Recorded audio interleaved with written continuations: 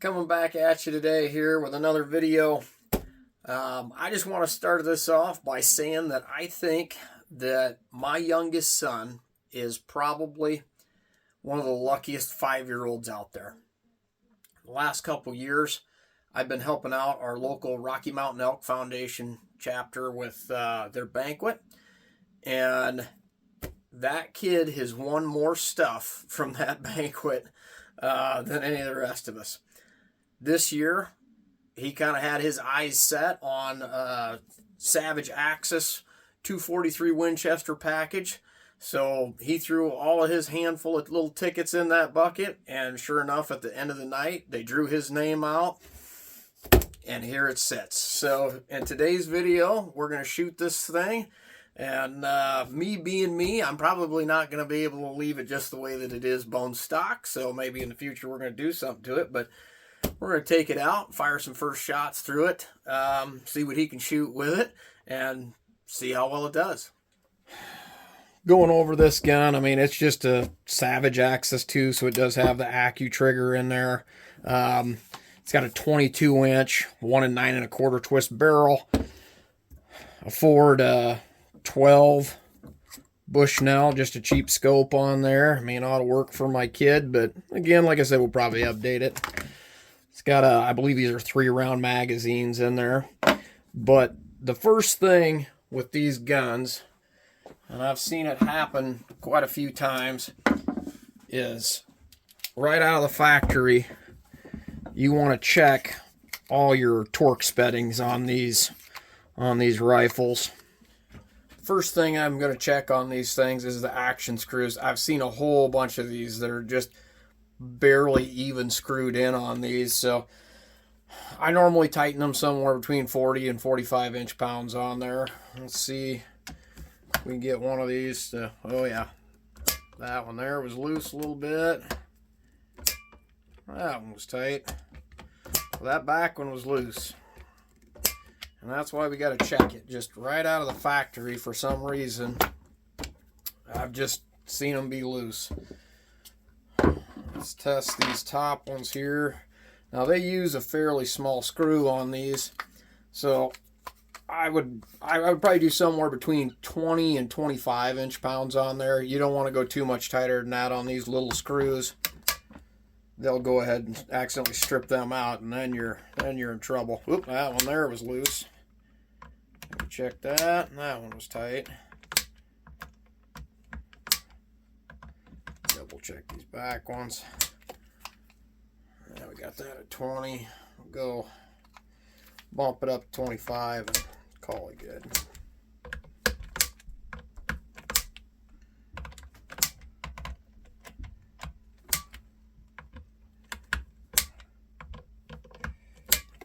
There's that. Now let's put our cheapo scope back on here.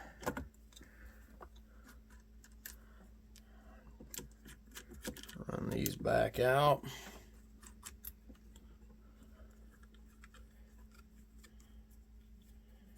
Press your scope forward, snug them up. Go ahead and do those at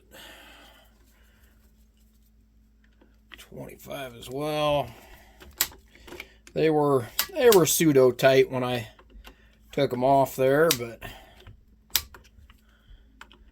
these rings will definitely have to go in the future. I do not like these rings. Alright, now, which one is it? Not that one. That one there.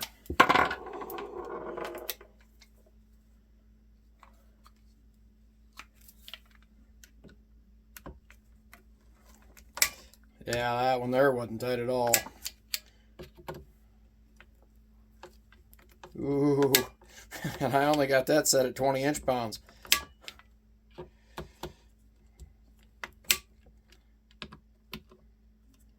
There we go. All right. It looked pretty level when I took it off there before, and Yeah, it looks level enough for now. After we shoot it this time, we're probably gonna replace it. I don't know if I'll put one of my better, just got that VX5 on there. That probably ain't going on there, but I'm gonna find something other than this one to put on there. Let's take this thing out. And the only thing we had at the store was some Federal Barnes TSX 85 grainers, so this is what we'll go ahead and break it in with. The other thing I should probably mention is it would not hurt at all to go ahead and just run a patch down this bore and make sure that from the factory that there isn't anything in that barrel, which, ooh, getting that pushed down is a little bit stiff. But you never know if there's a chunk of cardboard or anything like that. You know, any machining, metal bits, something, just, you know, foam packaging, just something in there. We don't want to grind that into the barrel, so just run a patch down it and clean anything that's in there out of there just in case. All right. So with these things, they always say that they factory bore sight them, but they hardly ever are. And since I undid the scope to make sure that everything was tight on here, first thing we probably ought to do is go ahead and pull the bolt out. And got a target down there. We're at about 50 yards right now. Put it on the center of the target and look down the bore.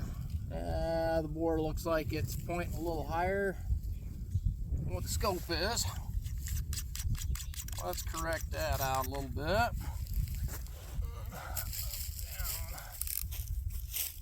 This range is probably quite a bit. Right there.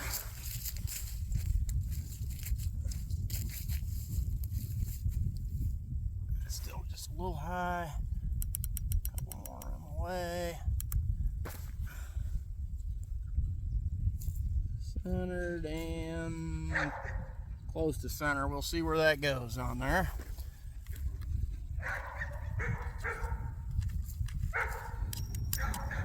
Wonder what the dogs are barking at, huh, buddy? Got the boy out here with me. Get his first shots through it.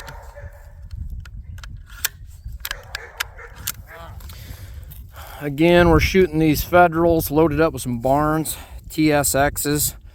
So I guess we'll see what these things will do. Sometimes these copper bullets will be a little bit picky through these guns, but let's see what happens. Let's put the first paper, or the first round on paper. See if we did a good job of bore sighting here. Get that out of here.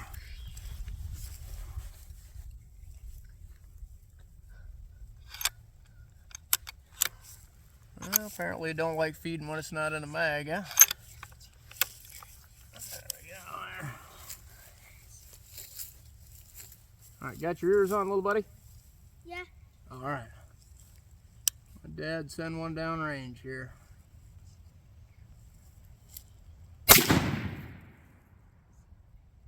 Perfectly centered, but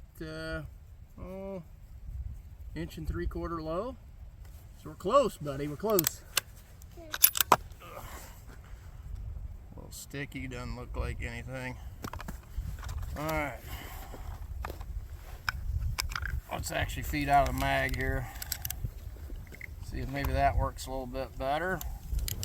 Go ahead. Fire 2 more, see what happens. That worked out better.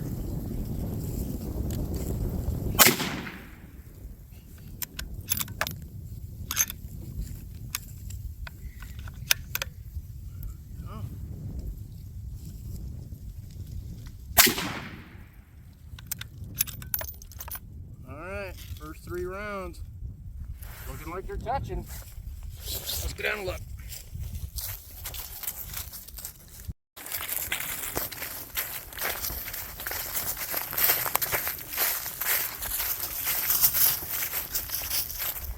See what they look like, huh? Might back up here and head to 100 yards. Well, about like I said here. Ooh, man. Look at that. Those bullets are tumbling. Yeah. They're coming out of there sideways. Yeah. Huh. Well, that's the only, first 3 shells that we've put down this gun. I don't know, that's perplexing me that those things are tumbling like that they're keyholing. I think I'm going to shoot another 3 at one of those lower targets, and I don't know, we'll see if, I can't think it's because it's not fouled up already, or not fouled up enough that they wouldn't be spinning right. I don't know, maybe this gun just really doesn't like these bullets. Let's fire another 3 of them and see what happens here.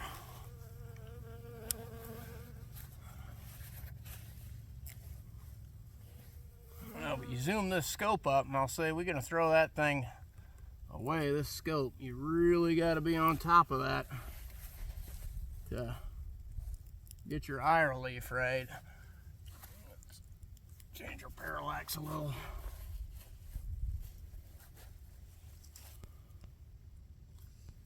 All right, buddy, got your ears on? Yeah. Okay. I was gonna shoot 3 more here.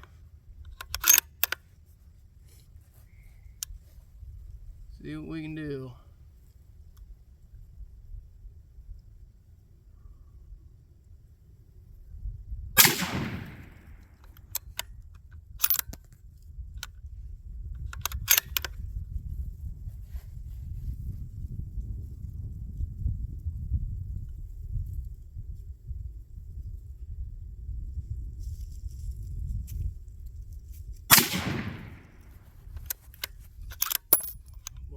Really runs kind of hard here.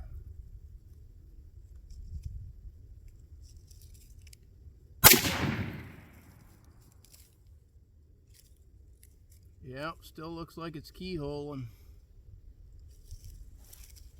Do we try some different ammo? I wish I had some different ammo. That's something.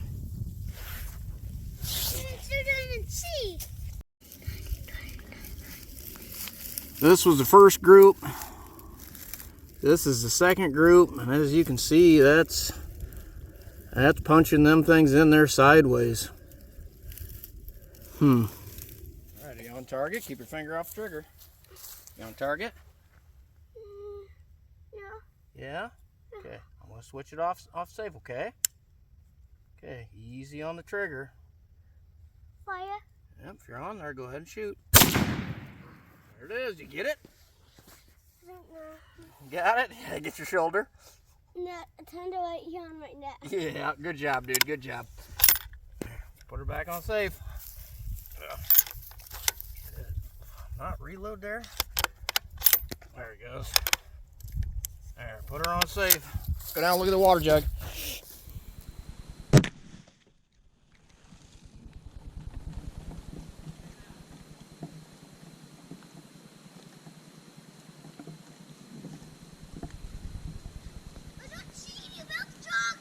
Yeah, you blew it up. I got it! I got him!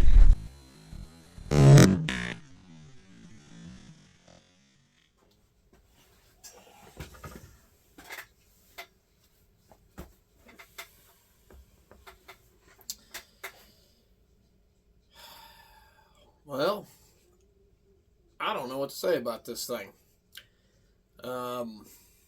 After we seen it keyholing with the first shots, we kind of stopped and went and got the comparator, started measuring some cases, compared to factory, and I mean they're only bumping the shoulder out about 2.5 thousandths, so I mean, headspace is okay on there. I mean, the body isn't overly growing. I mean, the barrel does actually say 243 Winchester on it. So, I mean, that part seems right, but I don't know what the deal is with why it's keyholing that bad. 1 9 1/4 twist barrel should, definitely stabilize something up to 100 grains, and these are only 85 grainers. Grab the calipers and, a 108 ELDM 6mm, and just barely kind of measured. There's just a little bit of a flat on the front side of that Barnes bullet, and they do both measure, 243 on the caliper. I don't have an actual micrometer. I don't know where that thing walked off to.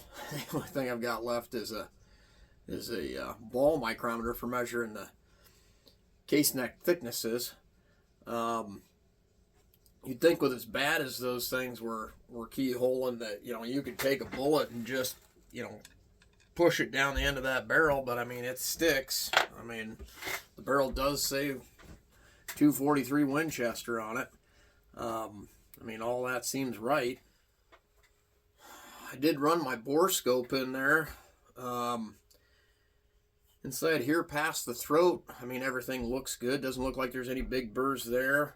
I looked at the muzzle in there. Doesn't look like there's any nicks or anything on there. I mean, all the rifling actually looks pretty smooth, especially for a Savage barrel. It doesn't look like it's got much machining chatter in it compared to some of the other ones I've looked at. I mean, there's nothing really visibly sticking out in the bore scope that I could see that would cause it. So, who knows? I mean, I might end up tearing this whole thing apart. I'm definitely going to do some upgrading on the scope, maybe the stock. I mean, if you guys got any ideas, leave some stuff in the comments down below. Let me know what you think. I mean, if you guys have seen anything cool, any other chassis. I mean, I've seen Boyd's and the Onyx chassis and stuff, but I mean, if you guys have seen some other stuff that you've liked, I mean, drop that stuff in the comments below, and I guess we're going to have to do a continuing video series on the saga of the Savage Axis 2 243. Till next time.